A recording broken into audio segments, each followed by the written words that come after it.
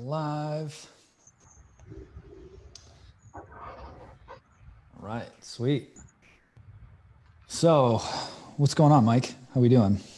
It's Monday. Had a good Monday so far, and excited to talk about the comfort zone and how to get out of it, man. How about you? Biggest killer of dreams. I'm good, man. I'm good. I'm working on a few different things. Got a few big things in the works, and my golf game's getting better. So that's a good highlight too. Totally irrelevant to short-term rentals, but had a solid 9 last night. Went out just myself, just walked the course. It was nice. So played pretty good. So today I'm just gonna switch over to this other view here. Bear with me for a second, just so we can monitor the chat, because your comfort zone. This is like I would say probably the number one thing that holds people back. Like no question. No question. As far as like actually going for what you want, actually hitting your goals. So we have to start training ourselves to get past our comfort zone.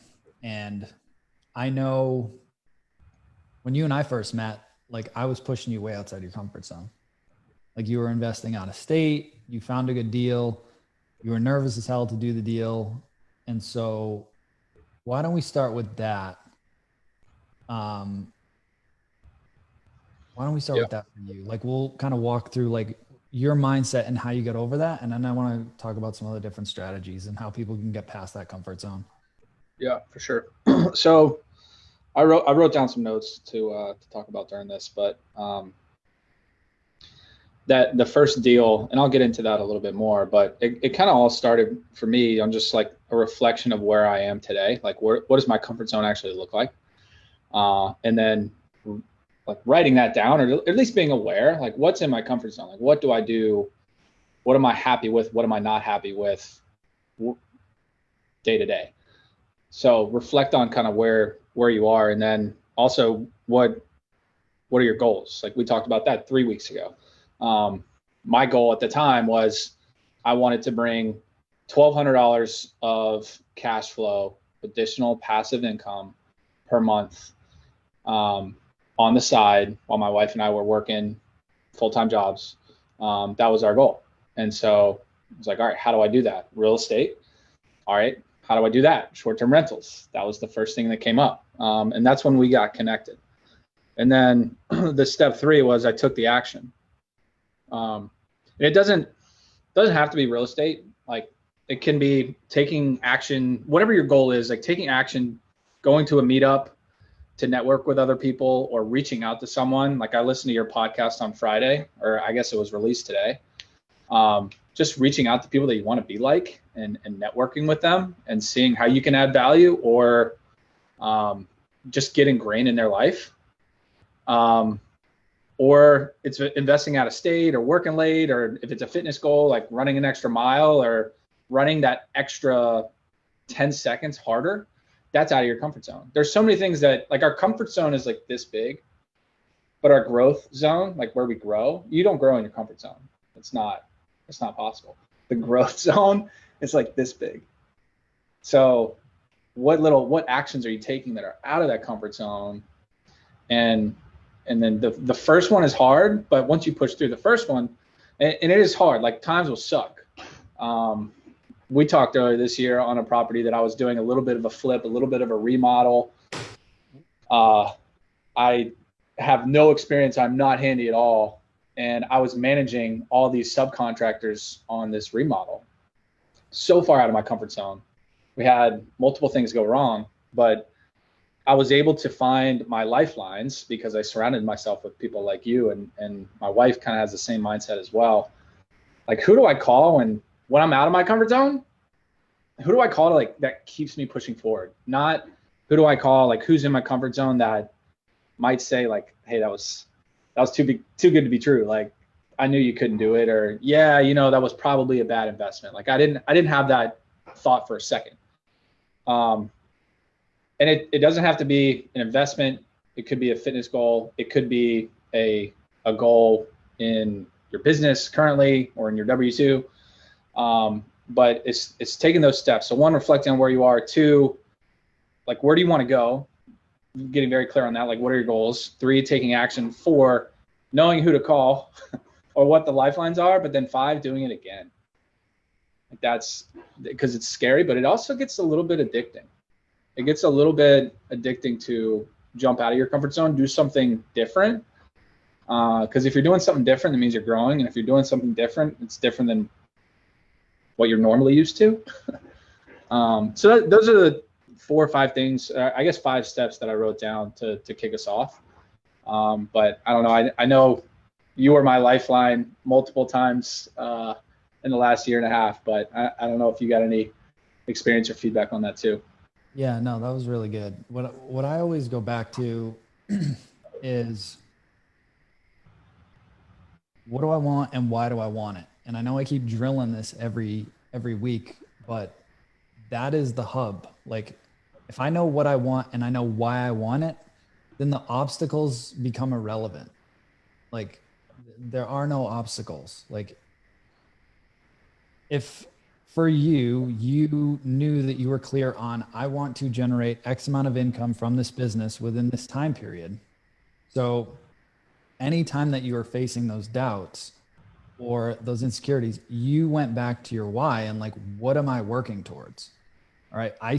I do a ton of calls. I review a lot of applications for the mastermind, and a lot of people, they tell me what they want, but they're not super clear on why they want it. Like, everybody wants financial freedom, right? Jeremy said, when I was talking about the golf, he said it's totally relevant because you wouldn't be golfing as much if you were still an accountant. Absolutely. It's totally true.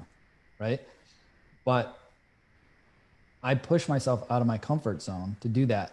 And what I mean is, like, okay, if my goal is to make $20,000 a month from a short-term rental business, okay, that's what I want. That's the goal, as an example. Okay. If I find someone that has done what I want to do, they've repeated it over and over again, they've showed other people how to do it, they've gotten it for themselves, but they've showed other people how to do it, and say the investment for that, to work with that person and to follow their blueprint, is, say, $10,000, right? What tends to happen is the voice in the back of our head starts going, oh man, that's a lot of money, right? I don't know, like, and like, the little voice in the back of our head starts sabotaging what we want. We've trained ourselves to say no to what we actually want to do, instead of saying, no, this is in alignment with what I want to do. It's out of my comfort zone, but I'm willing to make that leap because this is what I want to do. Whether it's hiring a coach, whether it's buying a property, whether it's joining a country club, whatever it is, this is in alignment with where I want to go. And this is why I want to do it. And this is what I'm willing to sacrifice to get it. The last piece, growing up, you know, my parents always drilled into my head, nothing in this world is free. All right. Nothing. You're either going to trade a lot of time for it or a lot of money for it. Whatever it is, you're going to trade time or money. Those are your 2 resources. I'll let you in on a secret. Time is way more valuable than money. Just putting that out there, right? So what you want to do, and what I talked about on the podcast with E last week about hanging out with other people that are going to level you up, you want to know what you want. You want to be clear on that, but you want to have that sphere of influence around you of people that are going to support, encourage, and challenge you to keep moving towards your goals. Because if you're hanging around with people that are constantly going to let you off the hook, you're not going to move the needle forward, right? In Mike's example, if his buddies are like, hey, Mike, I think this was a little too deep. This was way too risky. Like, you should probably pump the brakes, like reevaluate like, it's BS. Unless somebody's done it and gone through the process and gotten the results that you want, why are you taking advice from them? I love my parents. Super hardworking, always gave me whatever I needed.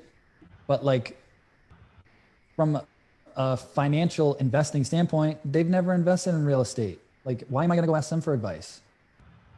Like, why would I ask Tom Brady how to hit a golf shot? I'd go ask Tiger Woods or Rory McIlroy. You know what I mean? Like, you're asking the wrong people for advice. Yeah. Stop doing that. Look for people that have actually done what you want to do and ask them for the advice because they've actually done it. And then go back to, this is what I want. This is why I want it. And understand, you know, using another fitness analogy, if you're going to go to the gym, and you say you want to drop 20 pounds or you want to bulk up, whatever your goal is, right? You're going to be uncomfortable in the gym. The only way for your muscles to grow is you push heavy objects, you push weights, and the muscles actually break down. You actually break them, and then they rebuild themselves stronger. The same is true for your mindset. You have to break whatever limiting beliefs you have. You have to get past that comfort zone. And that's why I'm a big fan of working out more for the mindset piece of it than the actual fitness end of it. Both are important, but if I'm going out on a run and say my goal is to run 5 miles, I will always run more than the 5 miles every time. Every single time I will put in, even if it's just an extra quarter mile, I will run more than the 5 miles. If I'm setting a target of I want to run a 9-minute mile, I will beat that time or die trying every time because I've trained my mind to push past that comfort zone. And when you start building up those little habits of just getting out of your comfort zone every day with little things, you build this muscle that you can always keep pushing. And I don't know if it was Jocko or maybe David Goggins talked about, like, and this is a dude that has pushed his body to the brink. He said, when your mind starts telling you that your body can't keep going, you're only 40% of the way there. Yeah. But it's in your head. It's in so your you head. have to start training yourself to push past that point. When your mind says no, you just say no, like, we're going to keep going, period. Yeah. And when your mind says no to a business opportunity that you want to do, you say, no, I'm going to keep going. Yeah.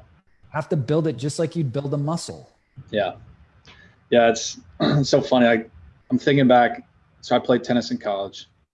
I'm not going to lie. Like, I was as a junior tennis player, I was a hothead.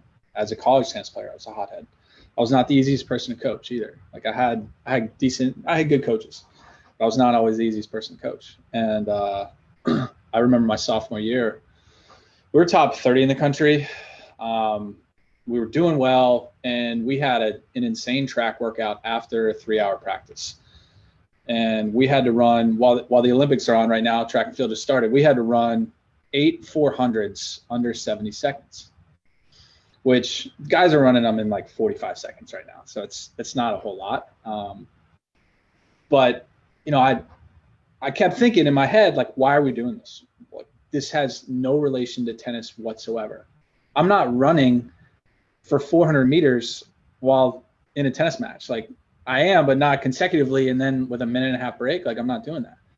But as each rep went by, or each lap went by, I kept getting like mentally more tired.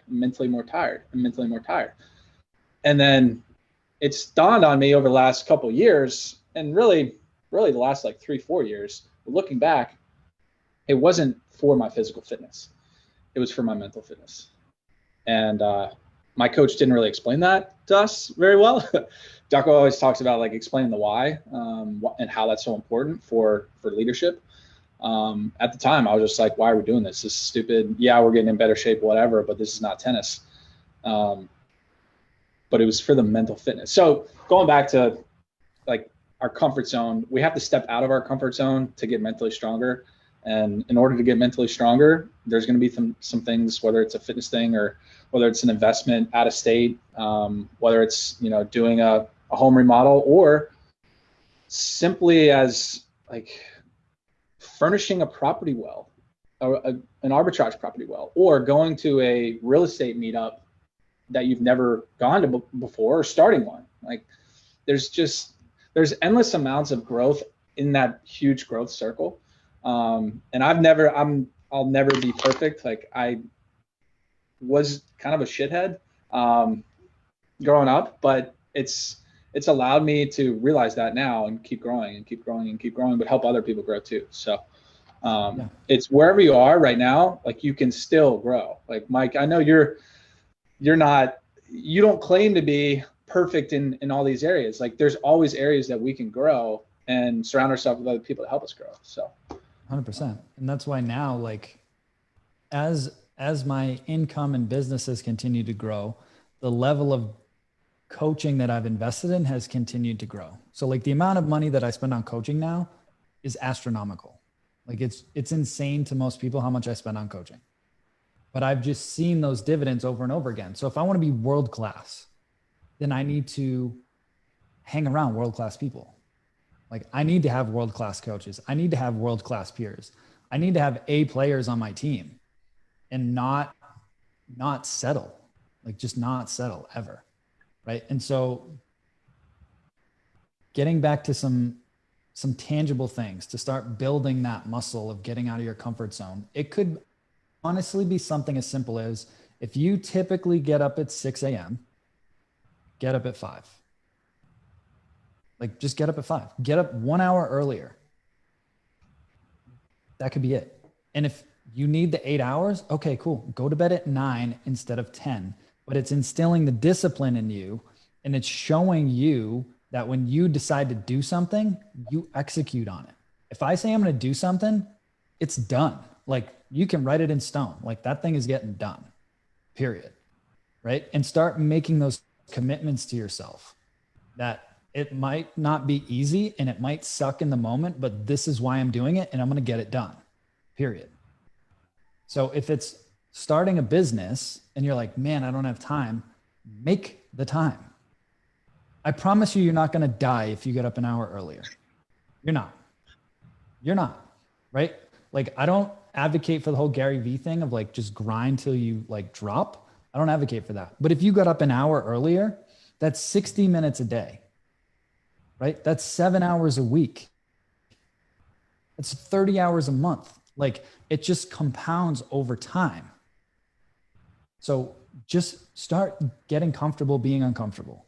You guys can see the sign. I know it's a little choppy, but like my team made me that sign. It says, stop chasing your comfort zone, because I tell them all the time. They made me that for Christmas because I'm like, why are you still chasing your comfort zone? I'm helping one of my employees build another business right now because he wants to become an entrepreneur. I'm like, okay, cool. This is what it's going to take. And I'm pushing him every day. I'm like, I'm not doing this for you. If you want to do it, I'm going to show you how to do it, but it's on you. Like you got to do it.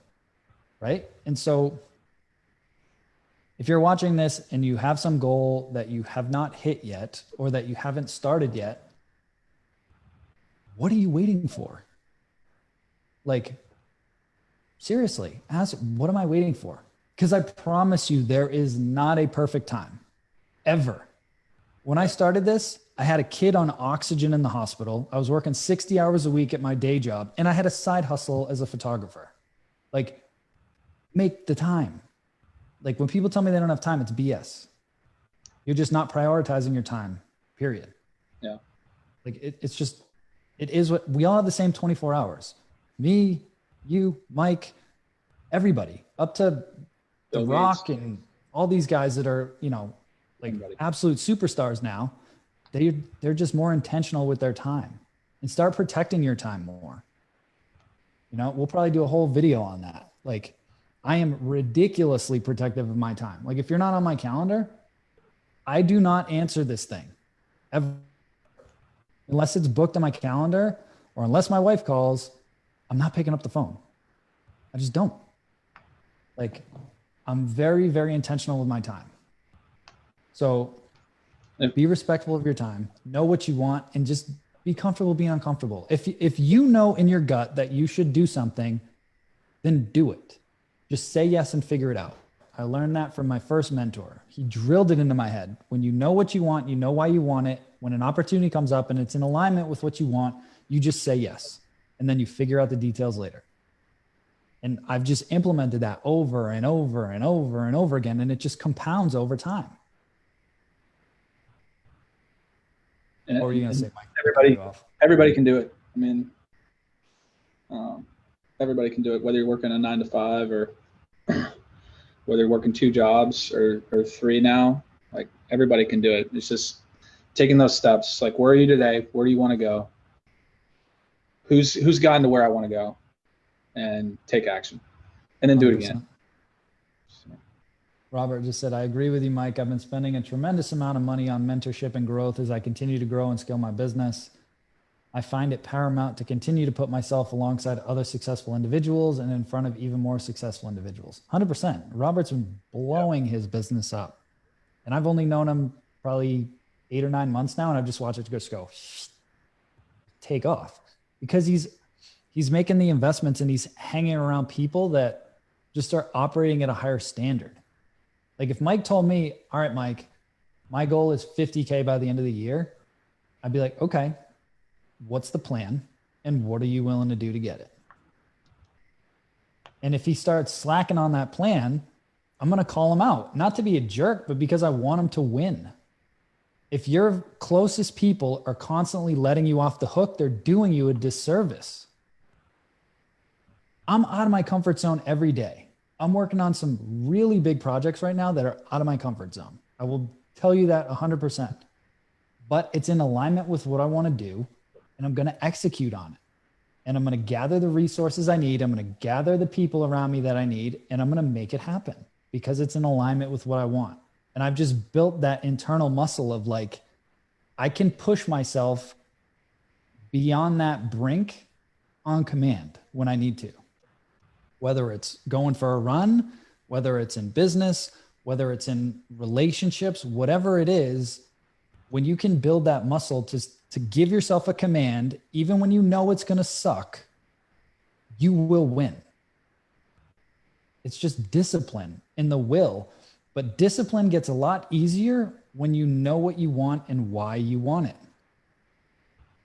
It's that simple, honestly. Yep. It's a it's a privilege to think like this as well. Like and what I mean by that is there's a lot of people in this world that aren't able to, don't have the access to the stuff that we have access to. And if you're not taking advantage of that,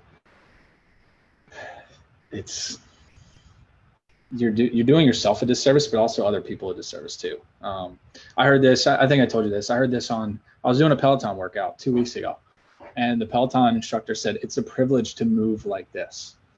And immediately I thought about my cousin who's been in a wheelchair her entire life. And that's all I think about now when I'm on there, doing sprints or whatever, whether it's real estate investing or a fitness goal. Like, it's a privilege to think and to move, and to the life that we're living right now, we have to take full advantage of. And if you're not, maybe think about what kind of life you want to live. So 100%, man. That's all I got. That was so good. That was so good. There's a reason why if you look at a lot of guys like a Gary Vee or a lot of these other guys that maybe fly under the radar a little bit more than he does, like that had immigrant parents or were immigrants first generation themselves, they come into this country and they're like, they blow up because they're like, where they're from, if they did what we're able to do here, like they come from different socialist societies, whatever, like they don't have those opportunities. Like when they come here, they're like, why isn't everybody doing this? Like, Are you afraid somebody's going to get mad or say no or reject you? Like, are you kidding me? I'd get shot if I was doing this at home. Like, what are you worried about? Nobody's going to shoot you for starting your own business. If somebody doesn't like your business or says no to you, who cares?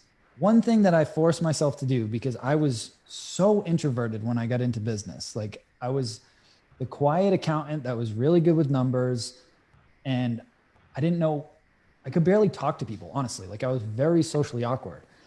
So I forced myself to do Toastmasters for a full year. So it's Toastmasters, if you don't know, it's like a public speaking program where you're literally getting up and speaking in front of people once a week or once every other week for this group. Then it was like, okay, I need to learn how to sell. When I started my photo business, I didn't know how to sell anything. So I joined a BNI group where every single week at 7 a.m., I had to get in front of 40 people and pitch my business every week for a year. That was massively uncomfortable for me. Like I would get anxiety up the wazoo every morning driving in there for like the first 6 weeks. And then it got easier and easier and easier because I built that muscle. Then it was like, okay, I want to learn how to speak on a stage and like give a keynote, right? So then I took some courses on public speaking and different presentation styles. And then I got booked for a speaking gig in another country. And I was so nervous to do this. And like I got there, got on the stage, and then within 30 seconds, I was fine. And it was just, I was back in my zone and I was good. But we turned down so many opportunities just based on that comfort zone. Like the one thing that helps me, I'll give you something tangible that I think about for me. When I get uncomfortable, I picture 85-year-old Mike in the rocking chair on the porch, looking back on his life and wondering, did I have the balls to go for it? Did I actually go for what I wanted to do? Did I live the life I wanted to live? Did I build the business I wanted to build? Did I make the impact I wanted to make? Or did I puss out? And I never will have that regret. Like when I think like that, when I do that rocking chair analogy in my head, when I see that play through, that's what pushes me again every time, because I'm like, I will not have that regret, because I couldn't live with myself when I'm looking back and I'm too old to change it. Like now is the time. Right now, today, Monday, August 2nd, today is the day to go out and start moving the needle. Drop the excuses and just pick your target and start moving the needle 1% every day. And in a year, you're going to look back and be like, wow, that was incredible. But you have to push past that blocking point, those limiting beliefs, that comfort zone BS, and just go for it. Yeah. Yeah. One last thing I'll add is it doesn't have to be financial. Like it can be a business goal. It can be a fitness goal. It can be a health goal, drink more water. But also these things apply to, like, if you just want to be more present brother or more present sister or father or husband or wife, or and just be more present, like you can apply these same things to anything in life. You know, like if you want to be a more present father, I know for me that's my main goal. I don't even have, our daughter's not even born yet, but I'm trying to set up this life so that I can, like, I don't have to miss anything. I can be there, or if my wife needs to go work or do something fun, like I can be there as well. So if you really know, all right, I'm working 2 jobs right now, I'm flying all over the place, I'm working really hard in my job so that I can support my family, but you don't see your family, and you want to be a more present father, then like, start thinking about some of the things that you can do to become a more present father or a more present brother. Like I've got on my to-do list today, call my mom. Like I don't call her enough. I don't talk to her enough. And there's a limited amount of time that's still left in her life, and potentially same thing with mine. So these things can apply.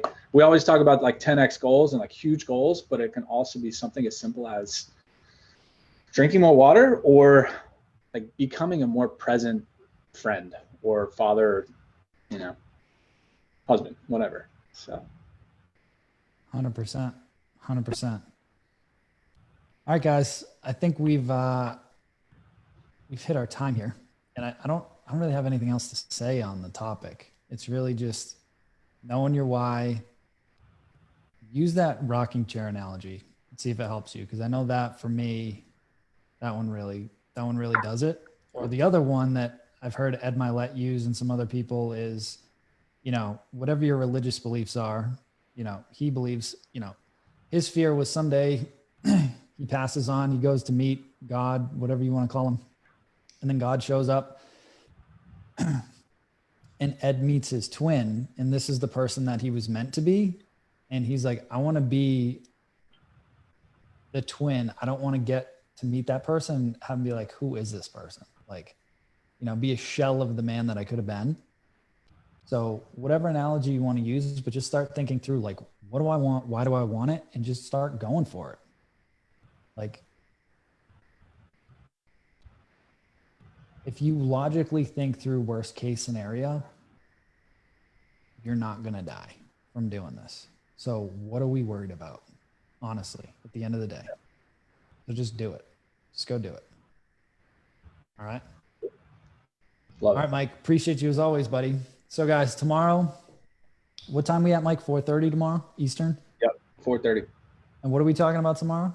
Talking about security. So camera security, different ways that you can keep your properties secure and know that there's nothing, sketchy going on or around your properties. So Love it.